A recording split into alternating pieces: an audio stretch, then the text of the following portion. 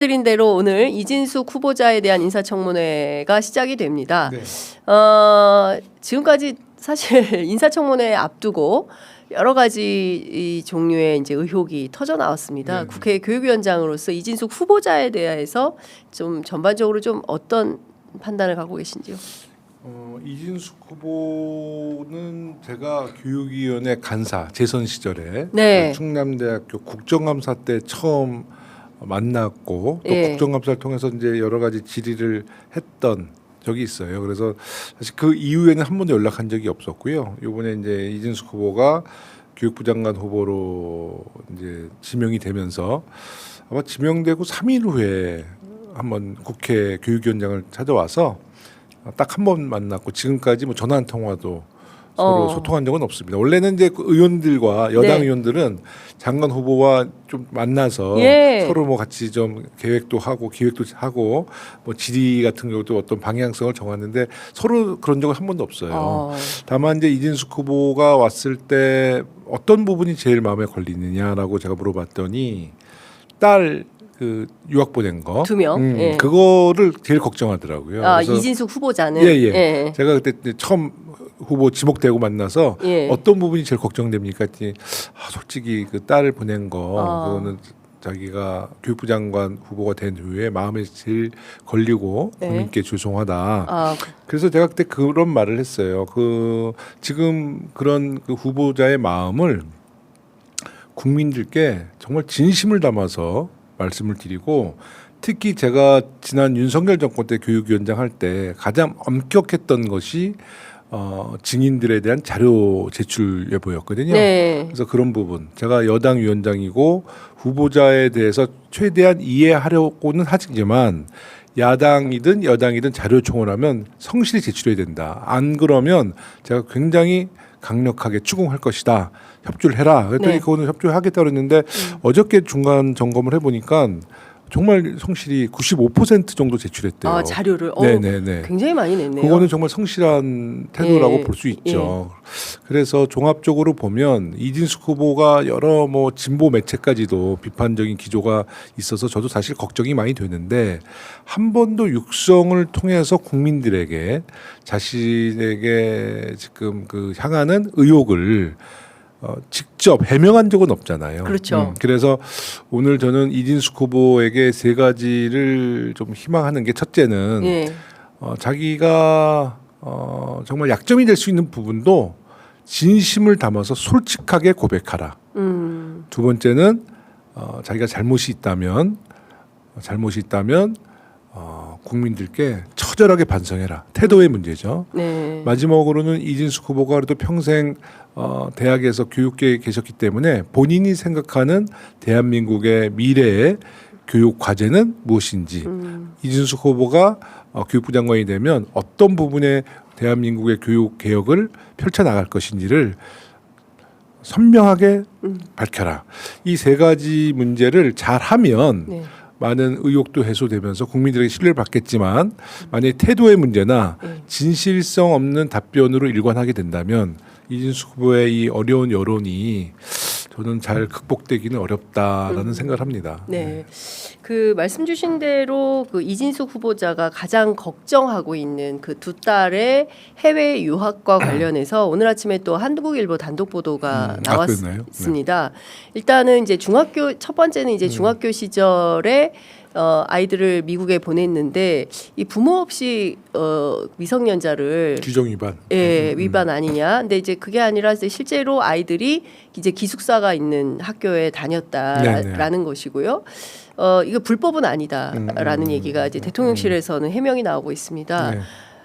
그러나 이제 그 불법 유무를 떠나서 불법이냐 합법이냐 여부를 떠나서 그래도 교육부 대한민국의 교육의 수장이 되겠다는 분이 이 초등학교 의무교육, 중학교도 의무교육인데요. 국내에서는 이 아이들을 해외에서 공부시키는 사람들이 국내 공교육을 책임지는 수장이 되겠다라고 하는 것이 일단 아이들을 이제 한국에서 교육을 안 시키고 그러니까 돈 있으면 다 외국으로 가서 유학시키는 거 아닙니까? 근데 이런 것에 대한 어떤 국민적인 합의 또는 동의 이런 게 있을까? 저는 그날 이제 딸 부분을 이야기하는데요. 그 사실 대한민국의 공직자들 한번 전수조사 한번 해봐야 된다고. 저는 해야 된다고 네. 생각합니다. 아니 왜냐하면 사실 교육부 장관이기 때문에 더 높은 잣대를 들이대는 건 맞죠. 예. 교육부 장관이 이제 자녀를 조기 유학했다는 것은 사실 국민들이 굉장히 불편하게 생각하니까. 예. 다만 이제 우리가 국회의원들도 예. 과연 누가 누구한테 돌을 던질 수 있느냐. 국회의원들도 제가 알기로는 꽤 됩니다. 아, 그러니까요. 네, 전부 네. 해외로 돈 있으면 이제 미국 가는 거예요. 그러니까 예. 이게 뭐 대한민국의 흔히 말하는 오피니언 리더들 또 기득권 또 조금 부가 있는 분들은 너무 많잖아요, 사실. 그러니까요. 예. 그래서 제가 이진숙 후보한테 예. 아, 왜 그러셨어요?라고 물어봤어요. 그랬더니 네. 좀 솔직하시더라고. 성격이 굉장히 공대 출신이라서 그런지 아, 솔직해요? 좀 솔직하세요. 그래서 뭐라 그러시냐면 먼저 제가 그랬습니다.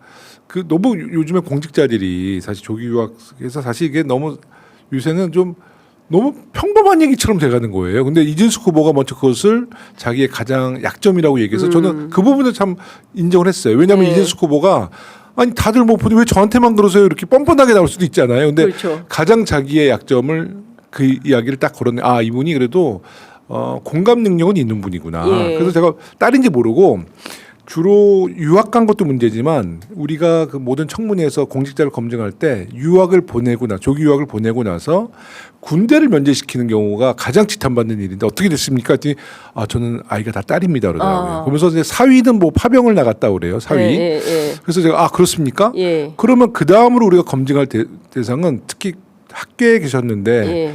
딸 둘을 유학을 보냈으면 그 학비 조달은 어떻게 했느냐. 예, 학비 조달. 예. 그러니까 뭐 예를 들어서 논문 같은 거 뭐 이렇게 막 그러니까. 사업비로 해가지고 그런 예. 거 부당한 이익 챙겨서 보내지 않았느냐 입증할 수 있느냐 했더니 그건 입증할 수 있다는 거예요. 그러니까 주로 우리가 조기 유학도 비판받지만 조기 유학을 통해서 나중에 아이들의 군대 면제 네. 아니면 불법 부정부패 축제로 인한 그 유학비 송달 뭐 이런 거 송금 그렇죠. 이런 게 가장 비판받는데 그 부분은 해명을 하는데 이렇게 얘기하는 거예요. 큰 딸을 미국에 보내고 작은 딸도 이제 언니 따라서 미국 가고 싶다고 아마 했나 봐요. 네. 그러니까 솔직히 그러더라고. 엄마의 욕심, 아빠의 욕심이 지나쳤다. 그래서 엄마 아빠 욕심이 지나쳤다. 그래서 제가 정말 보냈고 지금 장관 후보가 되니까 너무 죄송하다 이런 말씀을 해서 하여튼 그런 정말 잘못했죠. 다만 저에게 했던 이야기처럼 솔직하게 국민들에게 그런 부분은 잘 설명을 드리고 용서를 구해라 이제 이런 얘기는 했습니다. 네. 네네. 그러니까 지금 뭐 대학 같은 경우에도 이제 큰 딸이 카네기 멜론대, 작은 딸이 이제 라이스대 학비가 매년 1억 이상이다. 근데 그 남편분도 교수셨대요. 예. 대학 교수가 이렇게 급여가 많습니까? 뭐 합치면 뭐 근데 2억 됩니까? 그건 모르겠어요. 1인당 1억씩. 저는 예, 저가 1인당. 알기로는 한 5천 그러니까 둘이 1년에 매해 한 1억 들었다고 저는 들었는데 이게 최근에 학비로 보면 그럴 수 있지만 당시 학비로 보면 제가 알기로는 1억이 채 비용이 안 든 것 같아요. 학비는. 그래서 어느 정도 입증은 할 수 있을 것 같았고 근데 이진숙 후보나 그 남편 되시는 분이 또 뭐 유산을 물려받았든지 그거는 모르겠습니다만 하여튼 그 학비 문제는 입증할 수 있다라고 저한테는 얘기를 했어요. 예. 네. 근데 이제 그 아까도 말씀드렸지만 이게 불법이냐 합법이냐를 떠나서 국민 정서법이라는 그거는 뭐 저도 절대 교육부 장관 자녀가 이렇게 둘 조기 유학 갔다는 것은 사실 비판을 모면하기는 어렵죠. 예. 어렵죠. 예. 다만 이제 이 문제가 정말 우리 공직 사회에 한번 우리가 자성할 문제다. 그리고 이게 그냥 운 나쁘면 이런 거로 그냥 심판받는 게 아니라 공직 사회나 뭐 이런 부분을 좀 절제해야 되지 않느냐. 뭐 이런 생각을 가져요. 그렇죠. 그러니까 다 떠나서 이제 교육부에 이제 대한민국 교육의 이제 수장이 되는 분인데 한국에서 자기 아이들은 교육하지 않은 거예요. 그러면서 공교육의 문제를 막 비판하고 저는 그게 굉장히 어불성설이고 이율배반적인 행태다. 자기 자식은 전부 외국에서 공부시키면서 그 사실 대한민국 교육이 얼마나 심각합니까?